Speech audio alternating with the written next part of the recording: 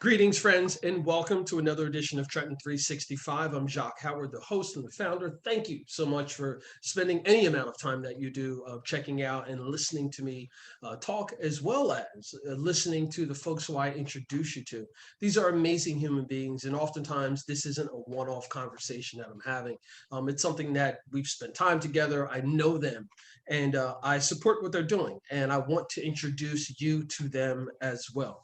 Today is no different. I've got Adam Nawrot, who's going to be coming on. He's a filmmaker who I'm connected to through his partner on this film, and I would say in life as well, Sonia. I'm not going to butcher her last name, but he'll talk about her. And then the cycling community that's here in Trenton and the adventure sports that kind of bridge those two things together.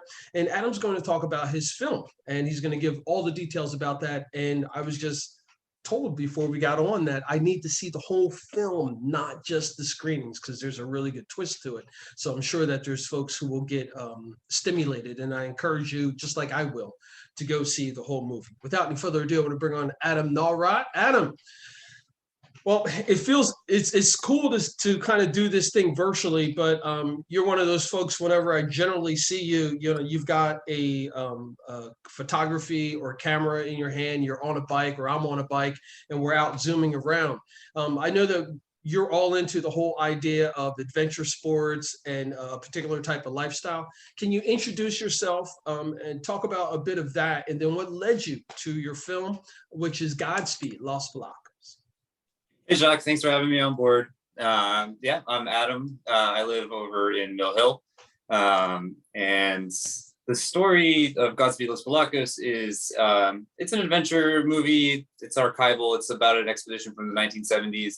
But really the whole thing, like you alluded to, is a bait and switch to talk about the solidarity movement in Poland, and how that was really the straw that broke the camel's back and snowballed into the eventual collapse of the Soviet Union and the fall of the Berlin Wall and all that. So for Sonia and I, who are both first generation Polish Americans here, the project was really an opportunity for us to explore the circumstances that led to our parents' immigration to the United States through this story that it really, like, it doesn't need any of all that geopolitical context to be incredible in its own right. It's a fun, we call it the best road trip story of all time, because I've never heard anything more spectacular than what they did. That's awesome. So from a business standpoint, the name of your studio, Sourland Studio, can you touch on, where the name came from, what your relationship is to this central New Jersey region as well? Sure, yeah. So I'm from the greater New Brunswick area. And so the Sourlands are a little mountain range there. Well, in Hillsborough-ish, I guess, West Amwell, that kind of zone. Great mountain biking area. It's got some rock climbing in there too. So it's, it kind of harkens back to the zone that I was exploring when I was growing up, and felt that it was a nice way to title our little production company. And it's a small production company. It's Sonia and I mostly formed around this film, which took us about 4 years to make. So we've been cooking it for a long time, and we're finally excited to be sharing it with the world. Now 4 years for some folks may seem like an eternity, and I'm sure for you and Sonia, it probably felt like that at times as well. That's just the entrepreneur spirit that's in you. But can you talk about the production of that? I know some folks may just watch a movie for an hour and a half, 2 hours, or whatever, and say, okay, cool, that was done. But they don't really understand the complexities of how much footage, how much stuff that doesn't make the film, etc. Yeah. Totally. So every time a movie is made, it's a minor miracle. People just like, especially when you hear of like a movie budget, most people are just like, how could it possibly cost so much money to make a movie? But like the things that you don't understand are like, we were pretty lucky. We were working on an archival film that is mostly the stuff has been shot. We just have to find it out in the world and bring it all together, and then wrestle the whole story to figure out how it can fit together in a way that's digestible. You have to figure out where to trim the fat and all that. But if you're working like on a narrative feature or something, you have to recreate the world. Like it's it's you have to literally you're building a city from the ground up for every single movie. But on the archival side of things, like, it's also just a pain in the butt of like how much, like, if you want to make a movie about a historical event or anything like that, you can't just use any footage that you find. Like, just like the licensing all that footage, and then being insured for like when you if you do use some footage that isn't like that you're trying to use on their fair use or whatever, it just becomes a huge nightmare. But for us, the real challenge was figuring out how are we going to tell this story that spans like 3 continents. It starts in Europe, it goes to North America, South America. It's huge, and figuring out a way to make it all digestible is really what challenged us the most. Especially since a lot of the footage that was captured on the trip, which is excellent stuff, ended up getting destroyed by the Polish government when they, Jacque, you missed the best part of the movie. All right, okay. And so there's a lot of times in the movie where we had to employ animation and some motion graphics techniques to create visuals for the story that's largely interview driven. I wanted to mention, because I'm not really a film, like, buff guy, but there's certain things that really make a lot of sense to me, and it's how the artists, the cinematography, how they tie things together. And there's a bit of it that I noticed in what I've seen of your film, Godspeed, Los Polacos.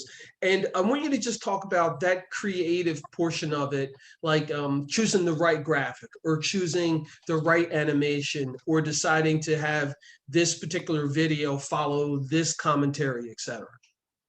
Yeah, so the team that our film follows, they're called the Canuandes, which is an amalgamation of the words canoe and Andes mountain range.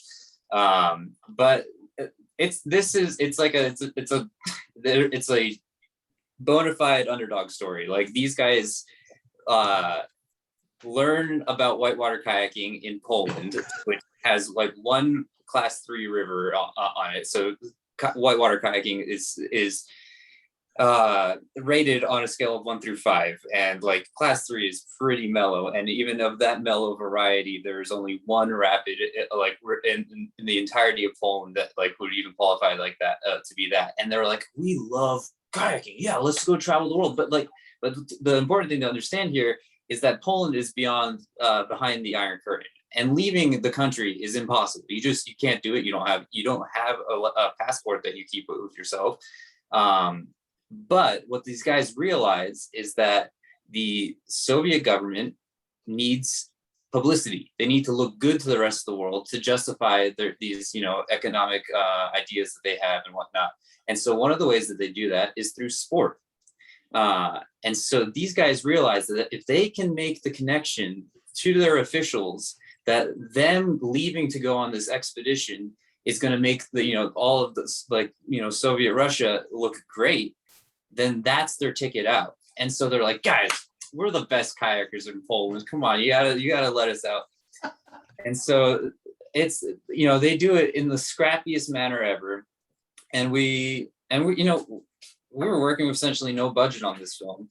And we like to say that we made the film in a really kind of on this style too. So a lot of our creative choices are dictated by this lack of budget. So, like, for example, we knew we had to animate certain portions of the film, but we don't hiring an animation studios is so insane, because you literally have to draw every single frame. It costs $1 zillion. And so we knew we couldn't afford that, but we had a friend who was a really great illustrator, but doesn't do any motion stuff. But we kind of came up with a strategy that combined my motion graphic skills with her illustration skills, where we would draw out these storyboards and have her draw like a person, but we'd have her draw his arm on a separate layer, and the background's on a separate layer, and the car's on a separate layer, and the wheels are on a separate layer.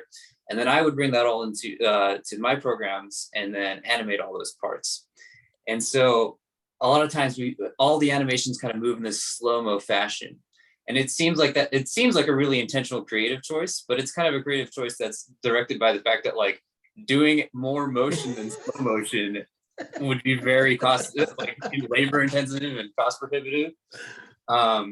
but I think we were able to kind of strike that nice balance of making it look very intentional, even though it was like kind of a necessity. Almost like that saying, make it till you fake it, or fake it till you make it. Right. Whatever, man. Whatever, it works, and I think that also speaks to the culture that's here in Trenton. I mean, I know you mentioned that you live in Mill Hill with Sonia, and yeah, I mean, you're part of the bike culture, the skating culture, the DIY scene that's happening here, and it's really interesting, the different dynamics and the folks that we have here. I want you to go into a little detail, if you can, without giving any of the story away, because I am going to watch this before the weekend, about Captain Uric, the raft captain. Because for whatever reason, he just kind of like, I don't know, he just kind of like resonated with me, like through the promos. Jurek is our most controversial character. But the way I like to describe Jurek is he is like old school explorer to the max. Like he looks exactly like Colonel Mustard from the Clue board game. Like he wears a safari outfit, and if he could wear a pith helmet every single day, he absolutely would. Yeah, he looks like he's straight out of Jumanji. And he completely acts that way too. And in my opinion, I think he's the most entertaining interview that we have. But so he was actually my intro to the story, because at the end of the movie is ultimately an immigration story. The characters all end up moving to the United States as political refugees, and Jurek ends up in New Jersey, and so yeah, so my parents also ended up in New Jersey as refugees from Poland. And then, like, the small, like, expat community here in New Jersey, the Polish people kind of know each other. My dad's pretty social. And so I kind of grew up knowing this guy. But he's a bit of an infamous character in the New Jersey Polish scene. So I'm sure some people here in Trenton will have already known about him. But so wait a second. So he's kind of like Uncle Uric to you, kind of? Totally, yeah. But you got to understand, like, he knew me since I was a little kid, like just running around in his backyard and barbecues or whatever, right? And so when I got into filmmaking and stuff, and was like, hey, this would be a really great like idea for a documentary, I would approach him about it, and he'd be like, what are you talking? You're like a kid, you make movies, what are you talking about? And maybe he was right at that point, but like it took years of convincing him to just sit down for that original interview. And when we sat down for that original interview, we thought we were making a short film, like 20 minutes or whatever, to like submit to like the Mountain Film Circuit or whatever. And we started cutting it up. We kind of pasted out the structure. We're like, oh, we have 6 acts, and like we got through the first act, and we're like, oh my god, we're at 20 minutes already. And that's when we realized we had a feature-length movie in our hands, which was horrifying. Because if you had asked me, and actually to this day, if you ask me what hell looks like, it's editing a documentary feature. It's horrible. It's so much work. It's an unbelievable amount of work. And it's all stationary. You're at your computer. And this is like where a lot of my existential crisis regarding this film comes from, is that I'm in my late 20s making a movie about these guys who are in their late 20s, who are literally going on the coolest adventure I have ever heard of. Something that's like people 40 years from now are going to make movies about. And I'm just here freaking out my computer, wasting away. So whatever the next project is, I think needs to be a bit of an adventure in itself, but hopefully a little less computer time and a little more something exciting. Yeah, but listen, come on, man. Don't pretend that you don't get a chance to get away. Whether it's for work or not, you get a chance to be out in the outdoors and so forth, right? Yeah, I mean, this has been a pretty exciting year. I just got back from Alaska and all this other stuff. But like through the production of the film, like it was hard to have fun, because every single time where I had like a time that I could potentially do something outside or like adventurous, I was like, I should be working on a movie. So it was this cloud that was hanging over my head the entire time. And so now that it's lifted to a certain extent, yeah, I've been going pretty hard. All right, so let's chat a bit because I want to make sure that we get this in. You're on the film festival circuit, so to speak. Can you talk a bit about what that process has been like for you? One, and two, I mean, what it like something like for the folks to take away something tangible they can recognize with that. Sure. So within the niche world of mountain films, there's a few bigger festivals, and one of them is the Banff Mountain Film Festival. So it takes place in Banff, Canada, and that's really what I've just been kind of dreaming of that festival. They do something called the World Tour, where they come around and do various stops along the way. And they come to New Jersey, and there's one in Princeton. And so that was kind of my first exposure to like mountain films. I went to a screening there in Princeton. I was like, this is the coolest thing ever. And so like, that's what I wanted to do. And like, you know, it's funny, like New Jersey, there's no mountain culture here in the way that there is in like, you know, places like Colorado, British Columbia, stuff like that. But like, I got this tiny little taste of it through this Banff World Tour that travels through. So I was like, I'm making a film to be in that festival. And so we did our premiere there, and we won best feature film there, which was huge. It was like totally life affirming, because like I myself as being, you know, part of this like scene of climbers and stuff, and like always had a lot of opinions about things, but never anything to like point to substantiate anything, right? And so now, like, I find like it feels life affirming. We won the big one. Yeah. And so everything after that's been kind of gravy, and it's been sweeping kind of the mountain film circuit. That's awesome. So now that that's done, right? And it's sweeping the mountains. Yeah. Yeah. So what is that the I guess the wave like of that? You know, because I know it's like a big crescendo, like you're there, but now you're okay, that's done, but now you're feeling all the momentum. Right. So our next steps right now are we have digital distribution. So when it comes out actually to the masses online and whatnot. And then we also have a theatrical distributor who we have some theatrical showings in August. They're kind of all over the country in like small art house theaters and stuff. It's proving to be a bit of a challenge in that, well, one, we never thought we were going to do any sort of theatrical distribution. That was kind of like way crazier than what we could have ever imagined. But it got picked up by a distributor. They're like, this movie is sweet, we want to bring it to theaters. But traditionally the small art house theaters that would program stuff like ours, and you have to understand, we're targeting places like Durango, Colorado, or whatever, places where people like are kayakers and go and see these kind of films, right? So it's not like a Hollywood blockbuster. We have no illusions of that. But the small art house theaters that would traditionally program this kind of content are so starved after the COVID, right, that they're playing Disney movies. I mean, these are like the art houses that are like, we hate Disney movies. Yeah. You know, they got to make ends meet. So it's been kind of hard to program it. But we have 7-day runs in California. We have 7-day runs in Arizona and all sorts of places around the country. So it you know, we never thought that was going to happen. So it's been pretty cool on that front. And then we're coming out September 21st on Amazon, iTunes, all those things, with a distributor 1091 that does all the big adventure sport movies. So it's been cool to, I don't know, it feels like we're kind of playing in the big leagues in the deep end now.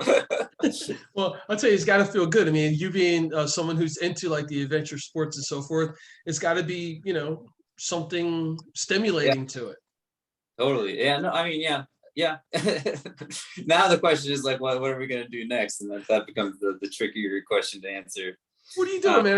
Are you sitting here with me right now in the same space? I was literally going to ask you that next. So you've got this, it's done. I know you still want to take pictures. You still want to document things. You still want to go places. What's next? Yeah. So they say the sophomore album's the hardest one to write. And we actually got some good advice. We were at the Boulder Film Festival, and the guy who was the kind of the MC of the event is like a local radio personality there, and he was like, the key to the sophomore album is you have to write it while you're writing your freshman album. Which, you know, is easier, I guess, if you're writing a series of songs than making a movie, which is all consuming. But it may be a little too late for that. But I think the point there is that, well, or like for us, the challenge is that this story is such a personal story, and to the extent that it is an interrogation of our identity as Polish Americans, right? Especially as first generation Polish Americans whose parents immigrated, the exact things that we're talking about in the movie. That it's going to be hard to find like a topic that it feels like we're the appropriate people to be telling that story, right? So, and then then there's the other concern of just like it's really intimidating to pick something now that I know that it takes 4 years, right? And so I'm like, oh my god, what's gonna be worth it to do that, right? So now we're just kind of doing a bunch of smaller stuff. We're making some short videos about some like local craftsmen here in Trenton. So we're doing something with Z signs and the blacksmith shop, cool. Just little things, just to kind of keep our creative juices flowing. But we're hunting. But we're like really. I don't know if we're scared or if we're just really picky. But I think we're picky because we're scared.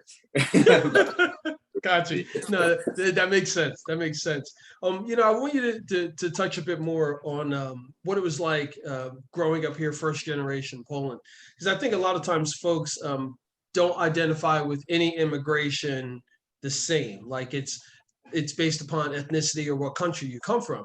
So when I think about like the Polish community, like here in Trenton, for as long as I've been here since the 60s, it's there's always been a Polish community here in Trenton that's been well represented. Yeah, so Sonia and I talk about this sometimes, where when we look at it, majority of our close friends are first generation something. It's traditionally not Polish, but like there's something about being first generation that like something has brought us all together, and like a lot of our close friends are. So that's just been like a curiosity. And I'm not super connected to the Polish community here in Trenton, but my mom has been. My parents just moved to Phoenix, Arizona, getting their retirement on. But she used to. There's like an art gallery over in the Polish area that she used to have shows at. So she's kind of tuned in to some capacity here. But they, my parents lived a bit further up north, so they were more tied into that North Jersey Polish American scene, I guess. But Sonia was born here. Her parents moved to Trenton when they first came to the United States. So yeah. That's cool.